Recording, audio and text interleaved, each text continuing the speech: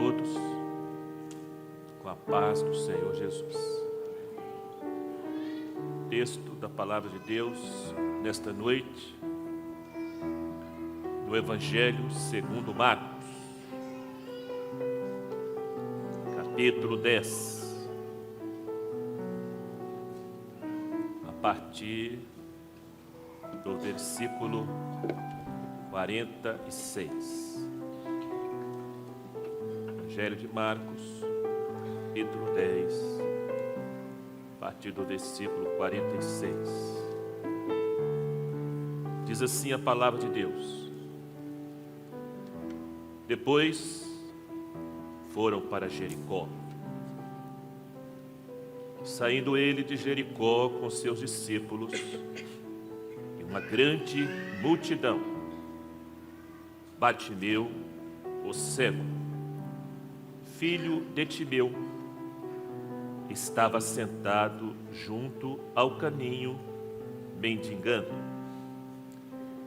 E ouvindo que era Jesus de Nazaré, começou a clamar e a dizer: Jesus, filho de Davi, tem misericórdia de mim.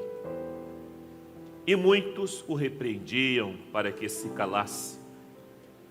Mas ele clamava cada vez mais: Filho de Davi, tem misericórdia de mim.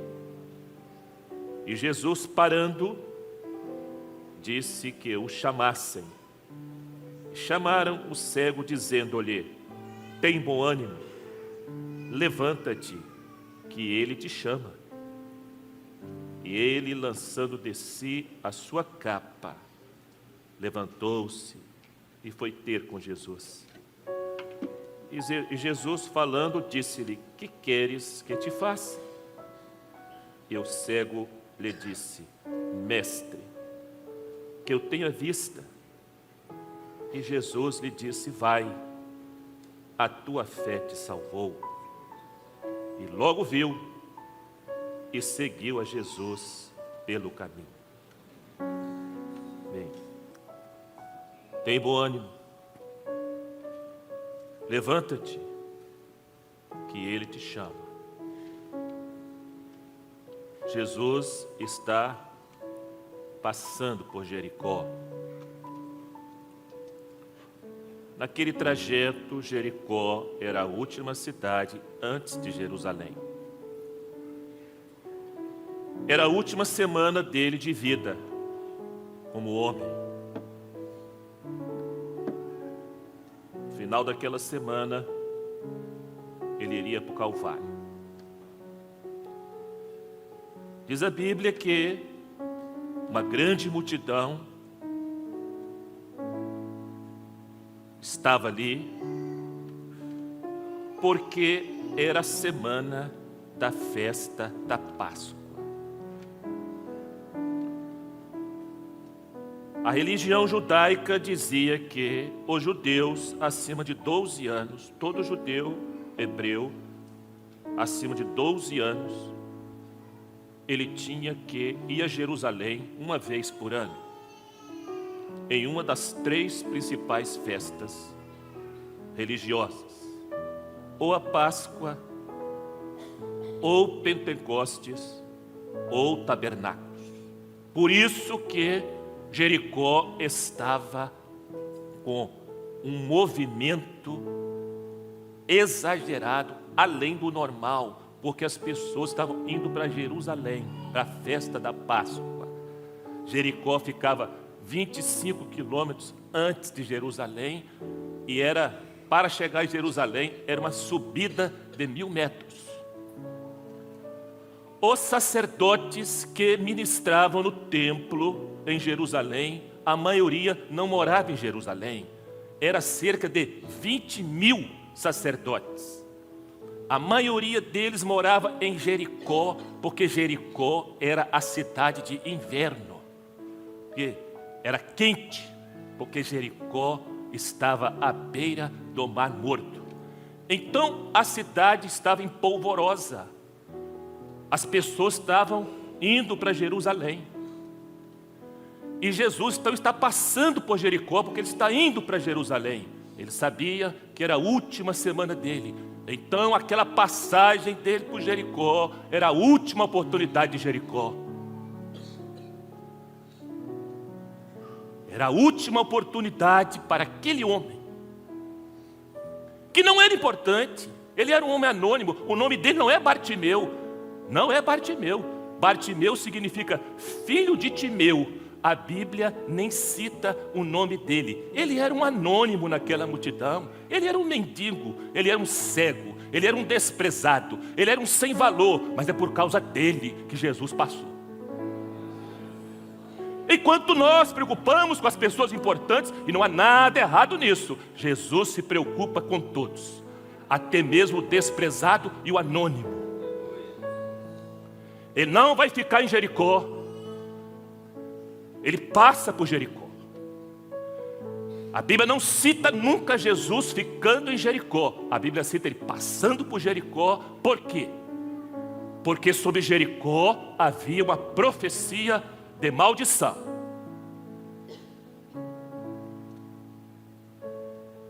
A profecia foi profetizada por Josué. Quando Israel atravessa o Jordão e vai tomar posse da terra prometida, a primeira cidade que se opôs, o primeiro inimigo de Israel, foi Jericó. Era dos cananeus. Nós sabemos a história da queda das muralhas de Jericó. Muralhas inexpugnáveis que a história registra, a arqueologia registra, que eram muralhas tão largas que podia passar 5 veículos lado a lado em cima delas, se existisse. E nós sabemos a história como Deus derrubou aquelas muralhas. Nós sabemos a história como Deus conquistou aquela cidade.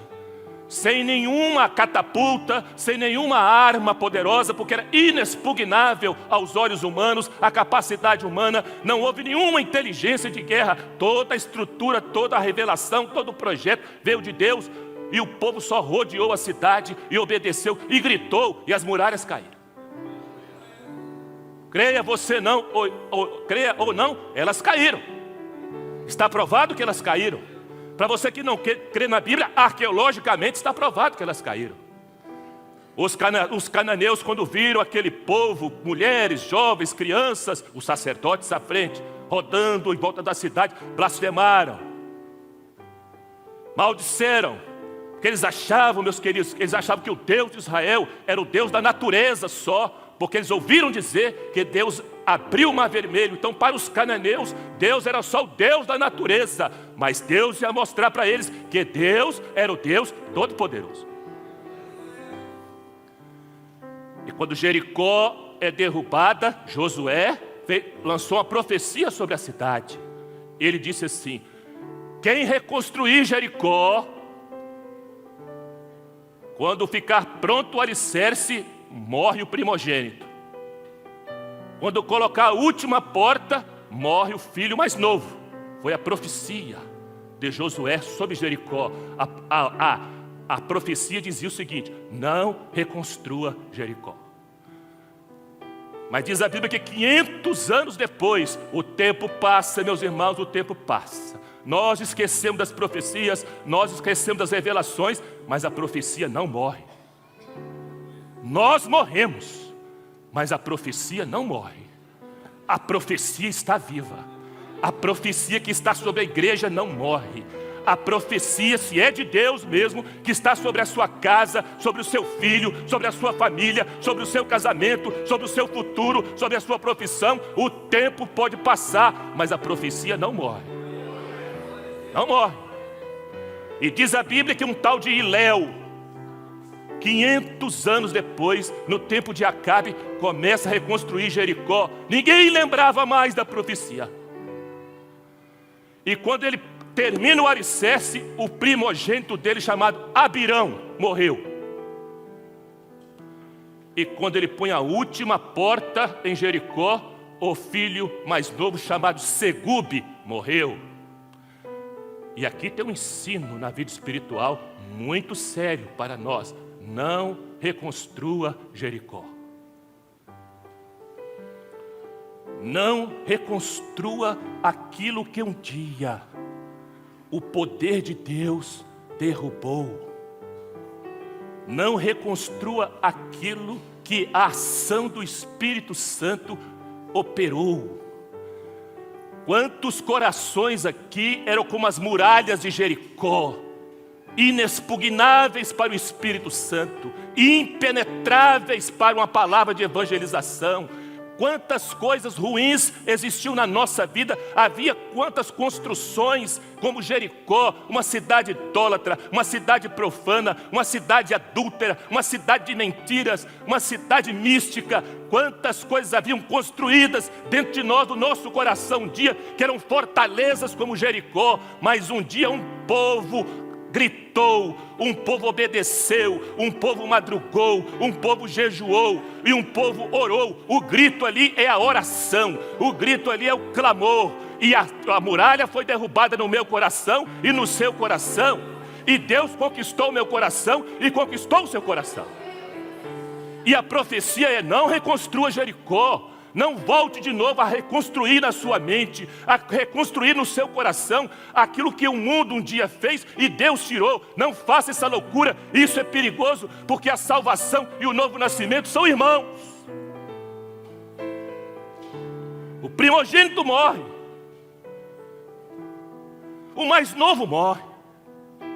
A salvação e o novo nascimento são irmãos, meus irmãos. E à medida que Deus opera uma obra na nossa vida, que Deus conquista o nosso coração e tira aquilo que Ele não quer, e nós mesmos vamos reconstruindo com nossa infidelidade, com nossa preguiça, com nossa ociosidade, com nosso descompromisso, com as nossas liberalidades, que nós vamos abrindo concessões. À medida que isso vai reconstruindo a nossa vida, a salvação e o novo nascimento vão morrendo. Não reconstrua Jericó. É o primeiro ensino nesta noite para nós. Não reconstrua. Porque o nome Josué significa salvação. O nome Josué, a origem do nome dele é Yeshua, que é salvação. O Josué celestial um dia derrubou no meu coração, em muitos corações aqui, as construções do mundo. E o conselho dele é esse: não reconstrua Jericó. Então Jesus está passando por Jericó. Ele não fica em Jericó. Havia uma maldição sobre Jericó, mas a bênção de Deus está passando. O Josué de Deus está passando em Jericó. A cidade de Jericó fica numa grande depressão geográfica. Nada é por acaso, meus irmãos. Jericó é o ponto mais baixo da terra. O ponto mais baixo da terra é Jericó. Fica 400 metros abaixo do nível do mar. A vida daquele cego era como Jericó. Jericó ficava numa grande depressão. Jericó ficava às margens do Mar Morto. Às margens do Mar Morto, à beira do Mar Morto, não nasce nada. É árido. Em função da salinidade, nada se produz à beira do Mar Morto. Assim, meus queridos, era a vida daquele homem. Ele se identificava com a própria cidade de Jericó. Ele vivia uma grande depressão. A sua vida, o seu coração não gerava nenhuma esperança, não gerava alegria, não gerava nada de bom. Sua vida era árida, sua vida era seca, mas Jesus está passando. Jesus está passando. A multidão está passando. E ele ouviu os rumores, as conversas. E ele de alguma forma ouviu que Jesus de Nazaré estava passando. Ele devia gritar: Jesus de Nazaré, tem misericórdia de mim, não? Ele ouviu que era Jesus de Nazaré, mas ele gritou: Jesus, filho de Davi, tem misericórdia de mim.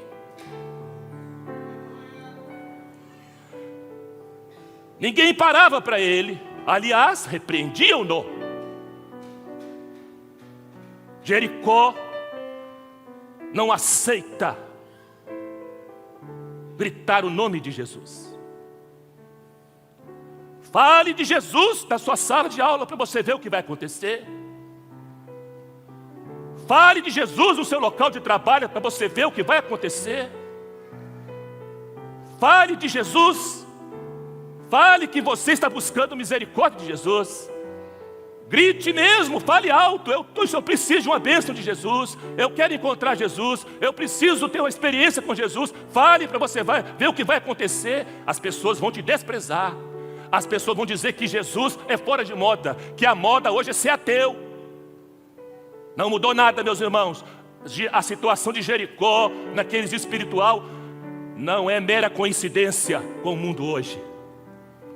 Mas ele gritou de novo: Jesus, filho de Davi, tem misericórdia de mim. Ele não tinha luz nos olhos, mas algo aconteceu no coração dele. Porque ele devia gritar pela razão, ele devia gritar Jesus de Nazaré. Mas ele falou Jesus, filho de Davi. Quando Jesus ouviu filho de Davi, Jesus parou. Por quê?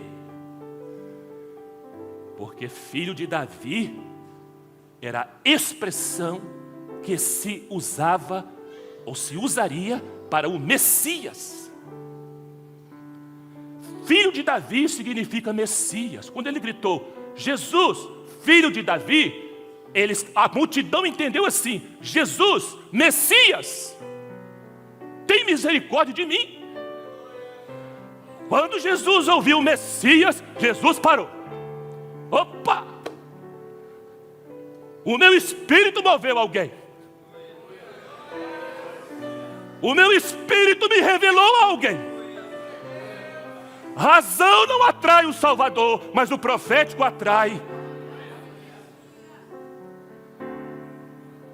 Por que ele gritou, filho de Davi? Porque a fama de Jesus já havia corrido todo Israel. Era a última semana de vida dele. Aquele cego, certamente ele sabia que Jesus tinha curado outros cegos. E ele sabia pela história, ele sabia pela lei, ele sabia pela religião judaica que só podia curar um cego de nascença se fosse o Messias. Quando ele ouviu Jesus de Nazaré, Jesus de Nazaré, ouvi dizer que curou aquele cego, que curou aquele outro cego. Ele é o Messias, filho de Davi, tem misericórdia de mim. Observe, meus irmãos, que no Velho Testamento não há nenhuma cura de cego. Por quê? Porque não era tempo do Messias. Mas no Novo Testamento estão as curas dos cegos de nascença, porque era o tempo dele. Era o tempo do Messias. Filho de Davi, tem misericórdia de mim. Jesus parou. Jesus parou e deu uma ordem aos seus discípulos: chama o cego, chama o desprezado, chama o anônimo, chama aquele que ninguém dá valor, chama o empoeirado, chama o sujo, chama o que está em depressão, chama aquele que não nasce nada no coração dele. Não nasce esperança, não nasce alegria, não nasce gozo, não nasce expectativa. Chama ele. Hoje a bênção é dele.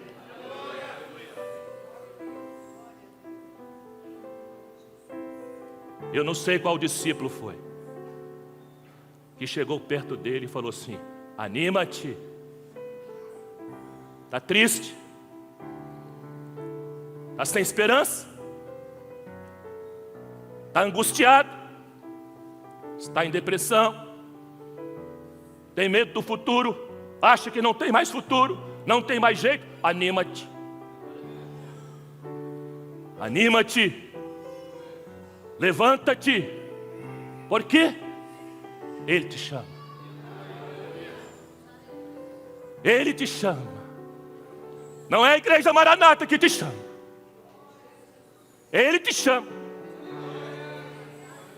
E bendito e glorificado seja o nome do Senhor pelo dia maravilhoso que Ele ordenou ao discípulo mais fiel dEle.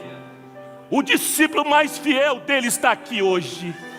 Bendito seja Deus pelo dia que Ele falou para o discípulo mais fiel dEle: vai, chama Daniel. Vai, chama Anderson. Vai, chama Andréia. Vai, chama Jane. Vai, chama Silvano. Vai lá e chama. O Espírito, o discípulo mais fiel dele está aqui hoje. Ele sabe aqueles que precisam ouvir a voz dele. Ele sabe aqueles que precisam do ânimo, do renovo, do alento, do consolo, da alegria, da esperança que só Ele tem. Eu não tenho, pastor nenhum tem, por mais poderoso que se diga que é, ninguém tem a capacidade de fazer florescer e renascer a esperança lá do fundo da alma, do coração, e colocar o homem de pé. Ele pode. Ele é o Messias. Ele é o filho de Davi. Ele é o Redentor. Ele é o Salvador. Ele é o Rei dos Reis. Levanta-te que Ele te chama. Ele se colocou de pé. Primeira coisa que Ele fez, diz a palavra, seus irmãos prestaram atenção, tirou a capa.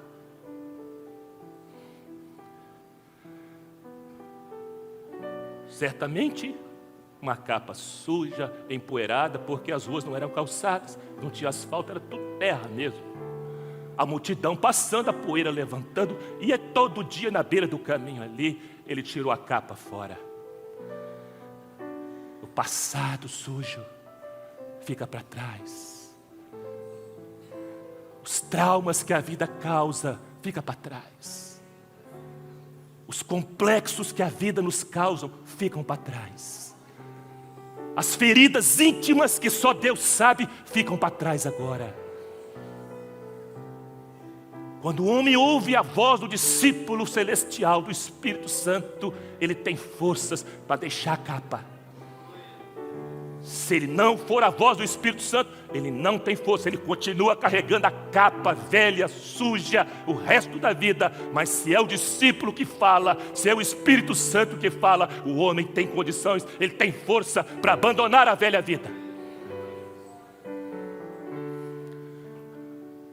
Agora está o desprezado diante do Salvador. Agora vem a conversa da salvação. Meus irmãos, que conversa linda, que diálogo maravilhoso. É o diálogo do Salvador com o pecador. Que queres que eu te faça? O que os irmãos percebem nessa pergunta? Eu percebo muitas coisas, principalmente aquilo que aconteceu comigo. Eu percebo compaixão, eu percebo misericórdia, eu percebo perdão, eu percebo amor, eu percebo humildade. Que Deus humilde é Jesus. Que Deus humilde é Jesus. Que queres que eu te faça? Que eu tenha vista. Eu quero ver. Eu quero te ver. Eu quero te conhecer. Eu quero ter uma experiência contigo. Eu quero te servir. Eu quero caminhar na tua presença. Eu quero uma nova vida. Eu quero uma nova esperança. Eu quero uma nova alegria. Eu quero uma nova canção. Eu quero novos pensamentos. Eu quero um novo sentido de viver. Eu quero ver. Jesus não respondeu, vê. Não. Ele queria cura física, queria, mas Jesus curou primeiro a alma. Jesus curou primeiro a cegueira da alma dele. Quando Jesus fala assim, vai, a tua fé te salvou, curou a alma dele. Quando ele creu na palavra de Jesus, os olhos se abriram. Eu pergunto aos irmãos, aquele homem converteu mesmo? Sim ou não? Onde está a prova? Isso. A prova que ele não só que ele queria só uma bênção, não. Ele queria o abençoador. Ele não queria só uma bênção. Muitas vezes queremos só uma bênção. Queremos só uma bênção de saúde, queremos só uma bênção no casamento, queremos só uma bênção de um curso, queremos só uma bênção financeira. Às vezes as pessoas são assim. Aí às vezes as pessoas recebem a bênção e depois devagarzinho vão se afastando de Jesus e voltando para Jericó. Mas ele não. Diz a Bíblia que ele viu, os seus olhos se abriram e ele seguiu a Jesus pelo caminho. Eu pergunto aos irmãos aqui terminando, se ele seguiu a Jesus pelo caminho, onde ele foi parar? Aos pés da cruz. Aos pés da cruz é o lugar mais alto que nós podemos chegar, mas é o melhor lugar do mundo, é aos pés da cruz do nosso Salvador. Então ele está diante de Jesus, terminando. Está o cego, e o que mais? Ele não era só cego, ele era mendigo. O cego não sabe para onde ir. E o mendigo não tem para onde ir. Assim é o pecador diante do Salvador, sem rumo, sem saber para onde ir e sem a segurança da morada eterna. Mas quando ele ouve a palavra da salvação, ele agora sabe para onde ir e tem um lugar para ir, porque a luz brilha e ele anda e conhece, não fica mais à beira do caminho, mas agora ele está no caminho.